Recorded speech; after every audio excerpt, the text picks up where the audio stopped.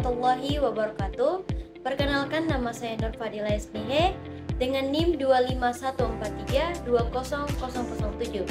Saya dari jurusan D4 Keperawatan Anestesiologi.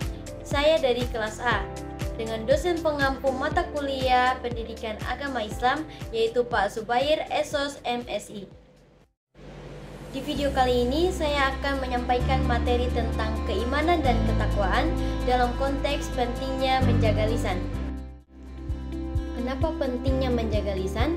Karena lisan diibaratkan seperti pisau yang bermata dua. Di satu sisi, lisan dapat digunakan untuk menyebarkan kebaikan seperti menyampaikan ilmu, memberi nasihat, dan menghibur orang lain. Namun, di sisi lain, lisan juga bisa melukai hati orang lain melalui perkataan buruk seperti fitnah, gosip, dan ujaran kebencian. Oleh karena itu, Islam mengajarkan umatnya untuk senantiasa menjaga adab berbicara. Hal ini mencakup berkata dengan lemah lembut, tidak menyakiti orang lain, dan menghindari pembicaraan yang sia-sia. Menjaga lisan adalah bagian dari akhlak mulia yang harus dimiliki oleh setiap muslim.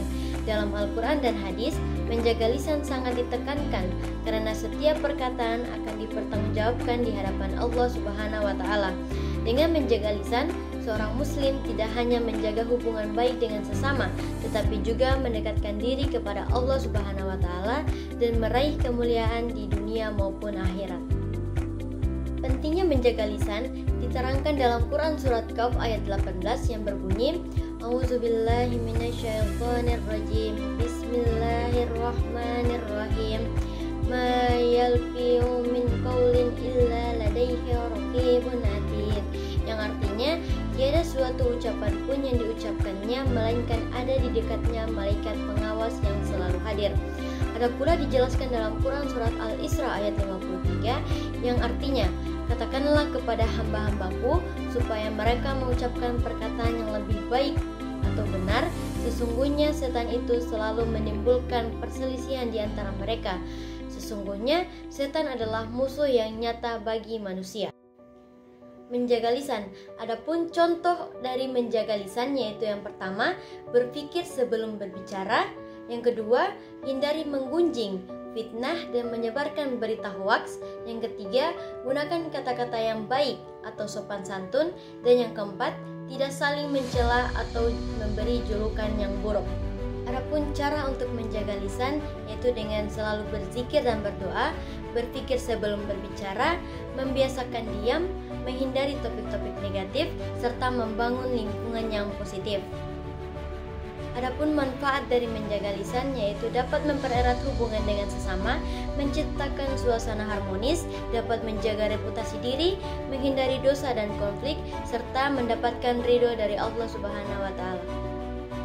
Dampak yang dapat terjadi apabila kita tidak menjaga lisan dengan baik yaitu dapat menyakiti hati orang lain, menghilangkan keberkahan hidup, berpeluang untuk berurusan dengan hukum, menumpuk dosa, memicu konflik, menghancurkan kepercayaan orang lain terhadap kita, serta menciptakan informasi yang tidak dapat dipertanggungjawabkan. Ada pula bentuk dari bahayanya lisan, yaitu yang pertama ghibah atau menggunjing, seperti membicarakan keburukan orang lain. Yang kedua yaitu fitnah, seperti menyebarkan berita bohong yang merugikan. Dan yang ketiga, ucapan kasar, menyakiti hati dengan kata-kata tajam. Yang keempat, sumpah palsu, menggunakan lisan untuk menipu.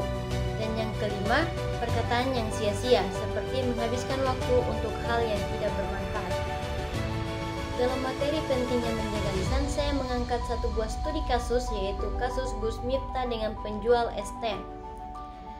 Utusan khusus Presiden Prabowo Subianto bidang kerukunan beragama dan pembinaan sarana keagamaan, yaitu Miftah Maulana Habibur Rahman alias Gus Miftah, dibicarakan lantaran menghina penjual ST di suatu pengajian yang dihadirinya.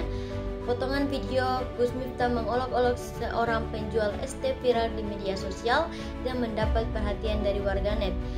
Lantaran ucapan Gus Miftah kepadanya dianggap keterlaluan. Kejadian ini terjadi dalam acara pengajian di Magelang, Jawa Tengah.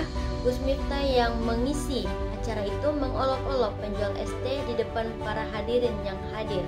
Iyo ST, cakep banget.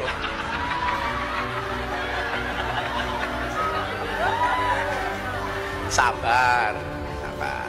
Pokoknya nganu, lang ngombe es teh, tolong gulanya jangan diaduk supaya manisnya di akhir.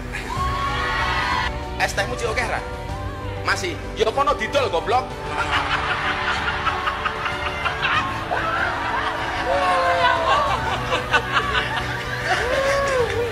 Dolen dhisik, engko larong payu wis takdir.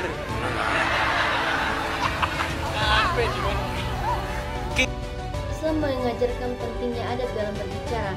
Al-Quran mengingatkan kita untuk tidak merendahkan orang lain, karena bisa saja mereka lebih baik dari kita. Nabi Muhammad SAW kerap mengingatkan umatnya untuk selalu berhati-hati saat berbicara. Dalam sebuah hadis, beliau berkata, A'udzubillahi minasyaitonirrajim. Bismillahirrahmanirrahim. Salamatul insani fi hifzil lisan, yang artinya keselamatan manusia tergantung pada kemampuannya menjaga lisan. Hadis riwayat Bukhari.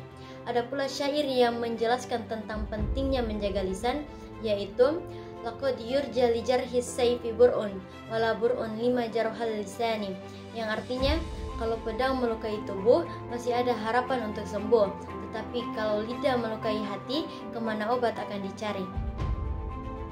Adapun konsekuensi yang dihadapi Gus Miftah setelah kasus tersebut, yaitu yang pertama, kritik dan hujatan publik. Gus Miftah menerima banyak kritik dan hujatan dari warganet. Beberapa orang bahkan menuduhnya sesat atau kafir karena tindakannya tersebut. Yang kedua, teguran dari Presiden Prabowo Subianto melalui jajaran pemerintahannya menegur Gus Miftah dan meminta semua pejabat untuk menjaga sikap dan perkataan serta menghormati rakyat kecil. Yang ketiga yaitu dampak reputasi.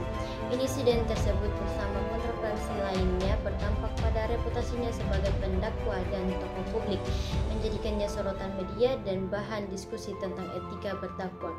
Yang keempat, mengundurkan diri dari jabatan publik. Dan yang kelima, meminta maaf kepada Bapak Sun Haji. Ucapan yang tidak bijaksana dapat mempengaruhi reputasi tokoh publik dan menimbulkan dampak psikologis bagi pihak yang menjadi sasarannya.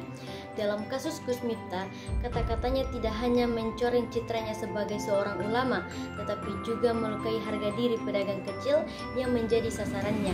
Hal ini menunjukkan bahwa lisan memiliki kekuatan luar biasa. Ia dapat menjadi sumber inspirasi atau sebaliknya, dan dapat menjadi alat yang dapat menyakitkan. Kekuatan lisan adalah aspek fundamental dalam komunikasi yang dapat mempengaruhi hubungan antar individu. Kasus Gus Miftah menunjukkan bahwa setiap ucapan memiliki konsekuensi, baik positif maupun negatif.